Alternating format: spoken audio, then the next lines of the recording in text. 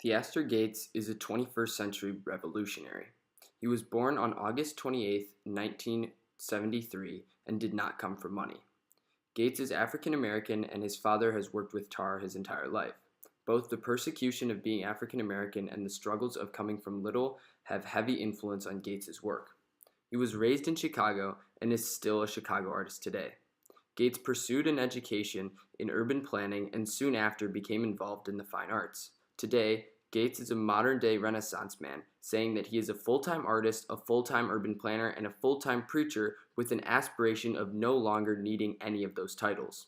As an artist, his art tries to solve problems. The two central problems he tries to attack are broken communities and racism. His artwork works to catalyst cultural development in struggling communities and tear down the monolith of racism.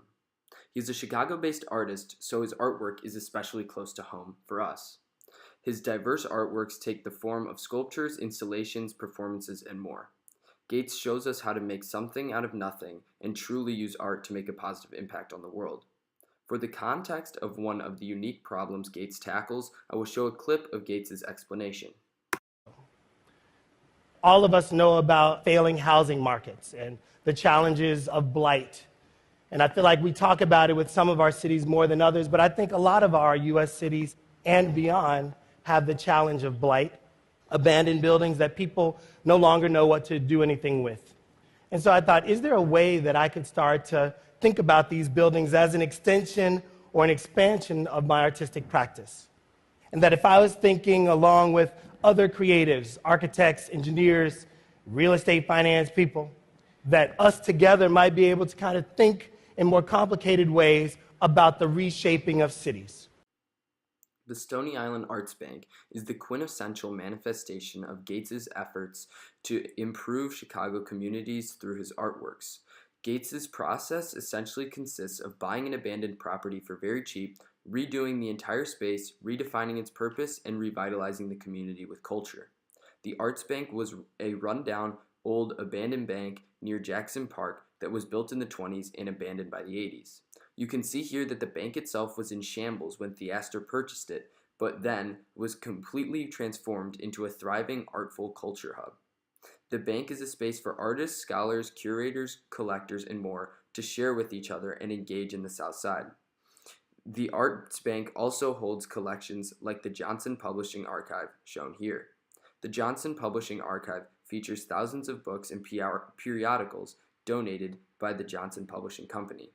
But again, the gallery aspect of this art space is not what is most important about it. The Arts Bank imbues a sense of purpose and creativity into the community, which not only gathers people at the Arts Bank, but radiates positivity into the surrounding blocks and the entire area, serving the greater purpose of improving Southside communities. Another one of Gates's most important works is titled In the Event of a Race Riot. The artwork is blatant as it simply frames a fire hose, which turns all the attention to the title and the meaning behind this work. The artwork is a commentary on the violent oppression of the civil rights movement in the 60s and the fashion that fire hoses were used to attack people fighting for their rights. The title, In the Event of a Race Riot, highlights how the hose was used as a weapon against black people during the struggle. But the argument goes deeper than that, reminding us of the recency of these oppressive acts and how hard African Americans had to fight and endure to gain their rights. The title also highlights the flippant nature of society in suppressing these protests, as the title In the Event of a Race Riot suggests that there was a simple, easy set of directions police had while imposing society's systematic racist values.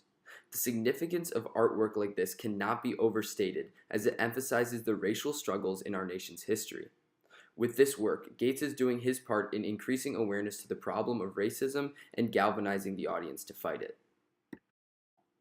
The final artwork I will be discussing is an installation called To Speculate Darkly, Theaster Gates and David the Potter. This installation examines the relationship between the two artists together in craft but separated by time. Dave Drake was a potter and slave in antebellum South Carolina. Drake was famous for his stoneware pottery and poetry that accompanied it. Gates, as we know, is a contemporary black potter. This installation examines the juxtaposition between the two artists. The installation includes music, sculpture, and video to insightfully comment on how much has changed, but also how much has remained static. By showing and comparing himself to Drake, Gates is masterfully crafting an argument about what it means to be a black artist today and the struggles African Americans face in the world, still plagued by racism. Gates's works are so significant because they outwardly attack the most prevalent and intimidating problems in contemporary society.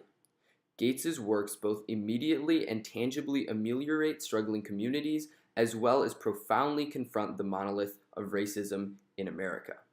Gates is a true 21st century artist. He makes his art to improve society, and this effort is exemplified in all three of the aforementioned artworks. His widespread influence on artists, communities, and society as a whole are what solidify Gates' status as a profound artist in today's society.